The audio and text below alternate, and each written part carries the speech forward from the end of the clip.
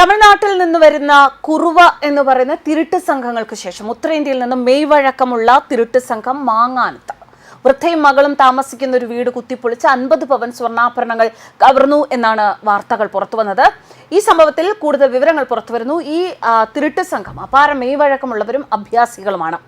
Police പറയുന്നത് ഇത്തരത്തിലുള്ള ആൾക്കാരാണ് മോഷണത്തിന് പിന്നിൽ എന്നാണ്. ഇവർക്ക് ഉയരമുള്ള മതിൽ ചാടിക്കടക്കാൻ സാധിക്കുമെന്നും പോലീസ് വ്യക്തമാക്കിയിട്ടുണ്ട്. ഇവർ ഉത്തരേന്ത്യയിൽ നിന്നുള്ളവരാണ് എന്നാണ് പോലീസിന്റെ പ്രാഥമിക നിഗമനം. മാങ്ങാനം പാംസ്വില്ലയിൽ അമ്പുങ്കയത്ത് അന്നമ്മ തോമസിന്റെ വീട്ടിൽ നിന്നാണ് 50 പവനും പണവും കവർന്നത്. വീടിന്റെ മുൻവാതിൽ തകർത്താണ് മോഷ്ടാവ് അകത്ത് പ്രവേശിച്ചിരിക്കുന്നത്. അന്നമ്മ തോമസ്, മകൾ സ്നേഹ ഫിലിപ്പ് എന്നിവരാണ് ഇവിടെ താമസിച്ചിരുന്നത്. സ്നേഹയുടെ ഭർത്താവ് വിദേശത്താണ്. വെള്ളിയാഴ്ച അർദ്ധരാത്രിയോടെ ശാരീരിക അസ്വാസ്ഥ്യമുണ്ടായതിനെ തുടർന്ന് അന്നമ്മ മക്കളെ കൂട്ടി ആശുപത്രിയിൽ പോയിരുന്നു. പുലർച്ചെ 6ഓടെ തിരികെ എത്തിയപ്പോഴാണ് മോഷണ വിവരം അറിയുന്നത്. മോഷണ സംഘം ജില്ല വിട്ടിട്ടില്ല എന്നാണ് പോലീസ് നിഗമനം. കോട്ടയം ഡിവൈഎസ്പിയുടെ നേതൃത്വത്തിൽ 15 അംഗ അന്വേഷണ സംഘവും രൂപീകരിച്ചിരുന്നു. മോഷണം നടന്ന സമയത്ത് സ്ഥലത്തെ ടവറുകളിലൂടെ കടന്നുപോയിട്ടുള്ള ഫോൺ കോളുകളുടെ വിവരങ്ങൾ പോലീസ് ശേഖരിച്ചു. 1000ഓളം ഫോൺ കോളുകളാണ് മോഷണം നടന്ന സ്ഥലത്തെ ടവറിലൂടെ രാത്രി 11 മുതൽ പുലർച്ചെ വരെയുള്ള സമയത്ത് കടന്നുപോയിട്ടുള്ളത്. ഈ നമ്പറുകൾ കേന്ദ്രീകരിച്ച് അന്വേഷണം നടത്തുകയാണ്.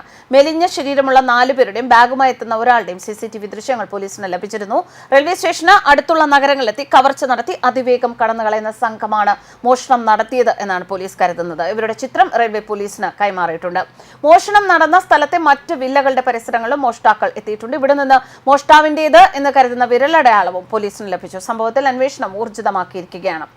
കുറുവകളെ കുറിച്ച് നമുക്കറിയാം. കുറുവകൾ പലപ്പോഴും കേരളത്തിൽ പലയിടത്തും ഭീതി സൃഷ്ടിച്ചിട്ടുള്ള തിരുട്ട സംഘമാണ്. ഇവരെക്കുറിച്ച് പറയുകയാണെങ്കിൽ തമിഴ്നാട്, ആന്ധ്രാപ്രദേശ് ഭാഗങ്ങൾ കേന്ദ്രീകരിച്ച് പ്രവർത്തിക്കുന്ന കൊള്ളസംഘങ്ങളാണ് കുറുവകൾ. ഇവർ നല്ല കായിക ബലം ഉള്ളവരാണ്. ആയുധം ഉപയോഗിച്ച പരിശീലനം ലഭിച്ചവരാണ് ഈ കൊള്ളക്കാർ. കയ്യിൽ എപ്പോഴും മാരകായുധങ്ങൾ അവർ കരുതിയിരിക്കും. അതുപയോഗിച്ച് വീടിന്റെ പിൻവാതിലുകൾ കുത്തിത്തുറന്നാണ് വീടുകളിൽ പ്രവേശിക്കുക.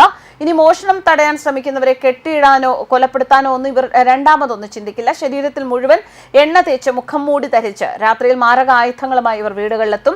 എതിർക്കാൻ ശ്രമിക്കുന്നവരെ ആയുധം വെച്ച് കീഴ്പ്പെടുത്തി കവർച്ച നടത്തി മടങ്ങുന്നതാണ് ഇവരുടെ ശൈലി. പകൽ സമയത്ത് ആക്രി സാധനങ്ങളും മറ്റും പെറുക്കി വിൽക്കുന്നവരുടെ വേഷത്തിലാണ് കുറുവകൾ പ്രവർത്തിക്കുക. വീടും പരിസരവും കൃത്യമായി മനസ്സിലാക്കും.